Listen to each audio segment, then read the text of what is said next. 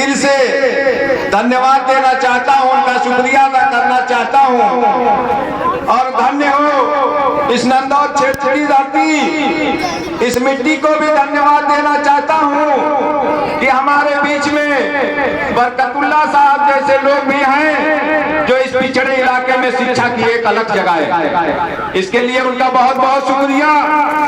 साथ ही साथ आज यहाँ हम लोगों के बीच में हम लोगों का हौसला बढ़ाने, बच्चों का उत्साह बढ़ाने के लिए उपस्थित नेशनल इंटर कॉलेज मुराडीहा बेग के प्रधानाचार्य आली जनाब मुजीबुल्लाह साहब और इस क्षेत्र की मशहूर और मारूफ हस्ती आली जनाब निशार अहमद साहब, IKM इंटर कॉलेज के प्रबंधक बड़े भाई अहमद कमाल साहब, डॉक्टर मंजर साहब और एक सम्मानित पेशे से जुड़े हमारे बहुत ही करीबी मित्र बड़े भाई सुभाष विश्वकर्मा जी और यहाँ उपस्थित सभी सम्मानित साथियों, नौजवान साथियों, बच्चों और बहनों।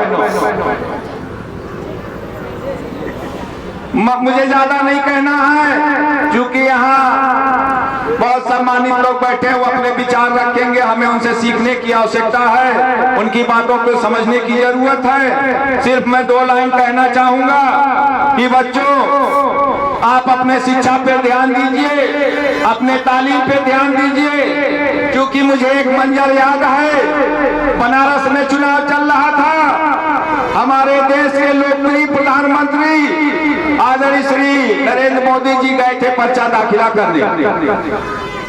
वहां एक IAS अपने कुर्सी पे बैठा था और वो शिक्षित था, शिक्षा की बदौलत वो IAS बना था। आदरणीय प्रधानमंत्री जी हाथ जोड़ के उसके सामने खड़े थे और वो कुर्सी पे बैठा हुआ था। बच्चों ये शिक्षा की ही देन थी, एजुकेशन की देन थी कि देश का प्रधानमंत्री खड़ा है और एक IAS या PCS अधिकारी वहां बैठा हुआ है कुर्सी पर।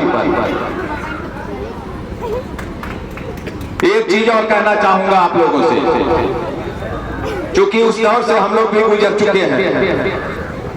आज हमारे गार्जियन, हमारे अभिभावक, हमारे माता पिता, हमारे भाई अगर आप शिक्षा के लिए, स्कूल के लिए आप लोगों को डांटते हैं, बोलते हैं, हमको बोलते हैं तो हमें बहुत बुरा लगता है, क्योंकि इस दौर से हम लोग गुजर चुके हैं।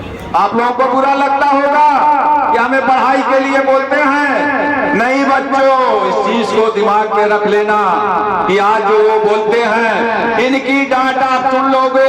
अगर माता पिता की डांट आज आपने सुन लिया, बर्दाश्त कर लिया, तो बाहर किसी की औकात नहीं है कि वो आपको डांट देगा कभी, क्योंकि आपके पास शिक्षा होगी, एजुकेशन होगी, तालीम होगी, हर जगह आपको सम्मान मिलेगा। और यहाँ मैं देख रहा हूँ इस नंदौर जैसे पिछड़े इलाके में बरकतुल्लाह सर ने एक ऐसी अलग जगाई है शिक्षा क्षेत्र में कि हमारी बच्चियां, हमारी बहनें आज बहुत तरक्की कर रही हैं। पहले लोग सोचते थे कि हम बच्चों को कहाँ पढ़ाएं, मजबूरी में लोग गोरखपुर, बस्ती, खलीलाबाद कहीं भेजते थे, वो भी खोजते थे कि कहाँ भेजे, किस जगह रखें, कहीं रिलेशन में रखते थे। लेकिन धन्य हो बरकतुल्लाह अंसारी जी कि आपने ऐसी शिक्षा की अलग जगाई की आज ग्रेड कोचिंग सेंटर से तमाम बच्चे IAS PCS क्वालिफाई किए। इसके लिए मैं एक बार फिर आपको धन्यवाद देना चाहता हूं। और बच्चों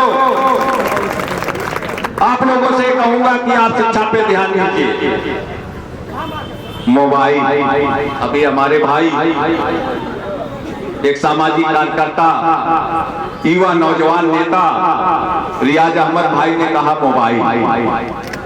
मोबाइल रख दीजिए। नहीं बच्चों, मोबाइल रखिए नहीं, मोबाइल का उपयोग करके सदुपयोग उसका करिए, दुरुपयोग मत करिए, क्योंकि आज सोशल मीडिया का जमाना है। मैंने देखा है लॉकडाउन लगा था, बच्चे मोबाइल से ही शिक्षा ग्रहण कर रहे थे। लोगों में ये बातें होती है कि हमारा लड़का इंटर पास हो गया, बीए कर लिया, बहुत बड़ा जो है वो तमगा उसको मिल गया, बीए पढ़ लिया मेरा लड़का, और उसके बाद कहेंगे नौकरी नहीं मिलती। नौकरी ऐसे नहीं मिलती बच्चों। हाई स्कूल इंटर आपने कर लिया, बीए कर लिया तो आपको नौकरी मिल जाएगी? नहीं, उसके लिए आपको तैयारी करनी पड़ेगी, जी तोड़ मेहनत करनी पड़ेगी। तमाम ऐसे साबूत हैं, तमाम ऐसे एग्जाम्पल हैं जो आपने देखा होगा। हमारी बहनें आईएएस बन रही है, पीसीएस बन रही है, आईपीएस बन रही है। हमारे तमाम गरीब बच्चे हमने देखा है कि आईएएस पीसीएस बन रहे हैं। मैं ही आपके नंदौर की बात बताऊं, एग्जाम्पल देना चाहता हूं आप लोगों को। यही हमारे बीच से एक लड़का जिसके पिताजी यहाँ साइकिल का पंचर बनाते थे नंदौर में, इसी ग्रेड कोचिंग सेंटर का वो स्टूडेंट था, और वो उसको उसकी मेहनत के बदौलत उसका फल मिला। उसने मेहनत किया और हम ही लोगों ने उसको अधिकारी बनने पर माला पहना के हम लोगों ने स्वागत किया था। तो बच्चों, एक टारगेट आप बना लीजिए, एक लक्ष्य बनाइए कि नहीं, हमें शिक्षा ग्रहण करना है, हमें बहुत आगे जाना है, हमको आईएएस बनना है, हमको आईपीएस बनना है, हमको पीपीएस बनना है। दुनिया की कोई ताकत आपको आपके लक्ष्य से भटका नहीं सकती है। बस अपनी बातों को मैं खत्म करूंगा, चूंकि यहाँ तमाम लोग बैठे हुए हैं, समय बहुत कम है। कि मैं ये कहना चाहूंगा, कौन कहता है कि आसमान में छेद नहीं होता? कौन कहता है कि आसमान में छेद नहीं होता? एक पत्थर तो तबीयत से उछालो यार। इसी के साथ मैं अपनी बातों को खत्म करूंगा और सभी सम्मानित यहाँ उपस्थित सभी आदरणीय जनों का एक बार फिर स्वागत, हार्दिक अभिनंदन करते हुए अपनी बातों को खत्म करूंगा। जय भारत, जय हिंद।